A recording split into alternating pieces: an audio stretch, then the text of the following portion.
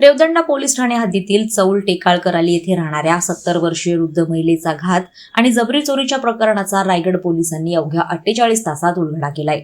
या प्रकरणी महिलेचा जावई महादेव ढोबळे या मुख्य आरोपीसह चौघांना ताब्यात घेण्यात आलंय। मिळालेल्या माहितीनुसार मंदा प्रमोद म्हात्रे वय वर्ष 70 या चौल अलिबाग येथे एकट्याच राहत होत्या। 28 जानेवारी रोजी सकाळी 9:30 पूर्वी अज्ञात व्यक्तींनी त्यांच्या घरात घुसून त्यांना लपवलं आणि अंगावरील सोन्याचे दागिने जबरी चोरीने लंपास केले। घटनेचे गांभीर्य लक्षात घेऊन पोलीस अधीक्षक आंचल दलाल, अप्पर पोलीस अधीक्षक अभिजित शिवतरे यांच्या मार्गदर्शनाखाली विशेष पथकानं तांत्रिक विश्लेषण आणि कौशल्यपूर्ण तपासाच्या आधारे आरोपींचा माग काढला।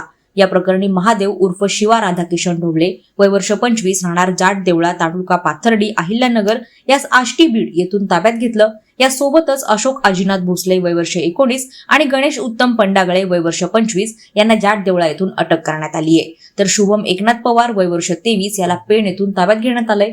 प्राथमिक तपासात मुख्य आरोपी महादेव ढोबळे यानेच हा सर्व प्रताप केल्याचं समोर आलंय।